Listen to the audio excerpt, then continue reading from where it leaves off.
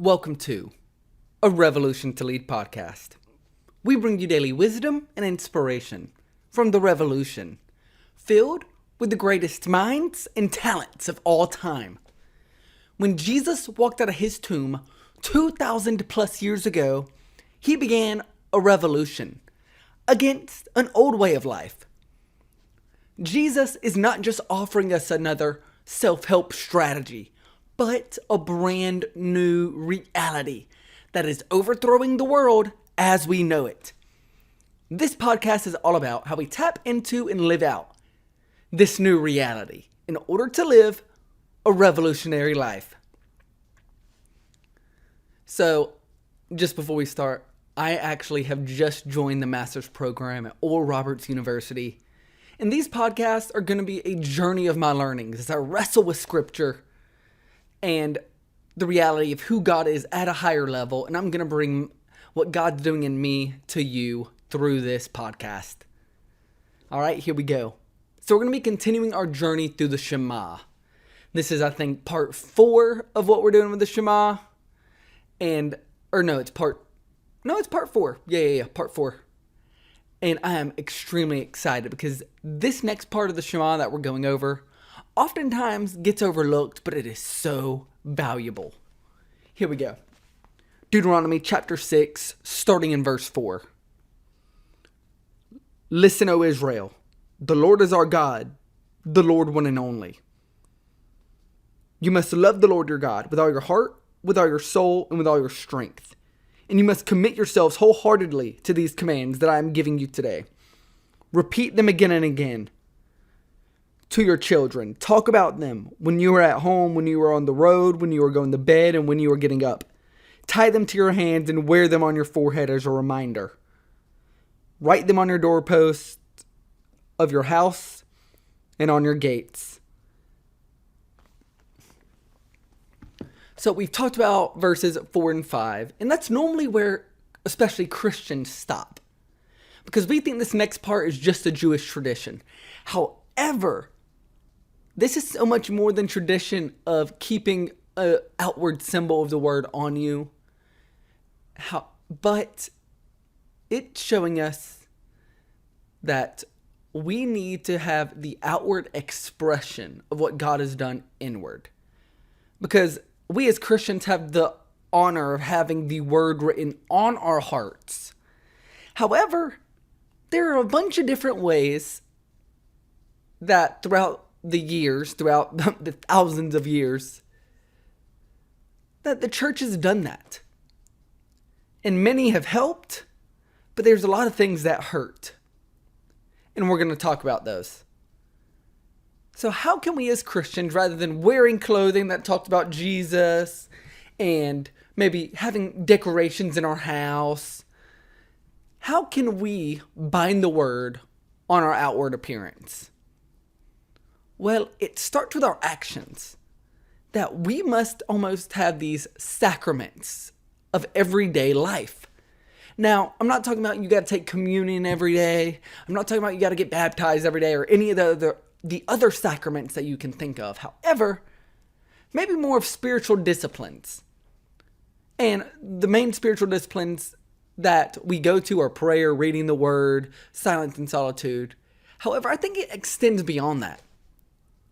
I think how we bind the word on our outward appearance is through the sacrament to the fruit of the Spirit. Now, I know that's not how it's normally talked about, but think about it.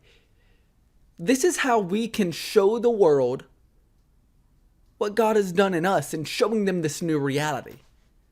However, sadly, Christians have hunkered down in this bunker type state of the world's going to hell in a handbasket and we just need to fight. Or we need to retreat. It's a fight or flight type situation that the church is going in.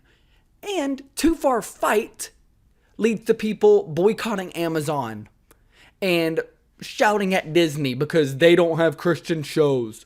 And boycotting Target and not using Google because they're not Christians and we need the Christians. Yeah. You've seen those videos probably on Instagram, something like that. I know I have, and I unfollowed them probably. Sorry, probably shouldn't have been that real, but you get what you get. We're being revolutionary here. But the other end of retreat leads to compromise. It leads to a giving up of the values that God does expect us to live out. However, there's a middle that that I don't think a lot of Christians understand. I think we choose truth all the way and grace.